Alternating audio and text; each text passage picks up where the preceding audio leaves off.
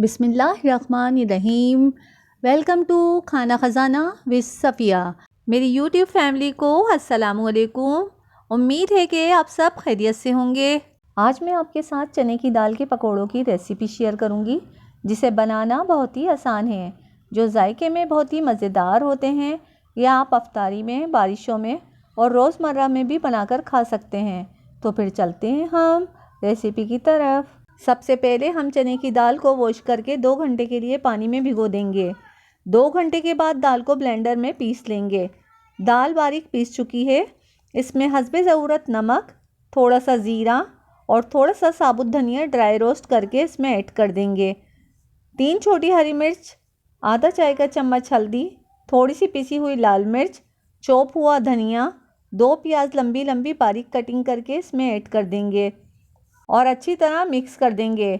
اگر آپ کو میری ریسیپی پسند آ رہی ہیں تو میرے چینل کو سبسکرائب کریں، میری ویڈیوز کو لائک کریں، اپنے فیملی اور فرینڈ کے ساتھ شیئر کریں اور کمنٹس کرنا نہ بھولیے گا۔ اب اس میں تمام اجزاء مکس ہو چکے ہیں۔ اس پوائنٹ پر اس میں 1 کھانے کا چمچ لہسن ادرک کا پیسٹ اور آدھا چائے کا چمچ اجوائن ایڈ کر کے مکس کریں گے، اور جب پکوڑے فرائی کریں گے تو لاسٹ میں 2 چٹکی کھانے کا سوڈا ایڈ کر دیں گے۔ ہم پہلے کھانے کا سوڈا ایڈ نہیں کریں گے ورنہ پکوڑے بکھر جائیں گے۔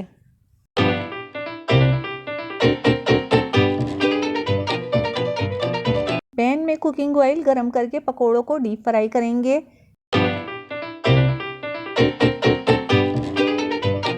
جیسے ہی پکوڑے ایک طرف سے سیک جائیں گے تو خود ہی اوپر آ جائیں گے۔ اب انہیں دوسری طرف پلٹ دیں گے اور کرسپی پکوڑے فرائی کریں گے۔ اگر آپ کا بیٹر پتلا ہو جائے تو اس میں 1 کھانے کا چمچ بیسن ایڈ کر سکتے ہیں۔ اب یہ تیار ہیں۔ باقی کے پکوڑے بھی ہم اسی طرح فرائی کریں گے۔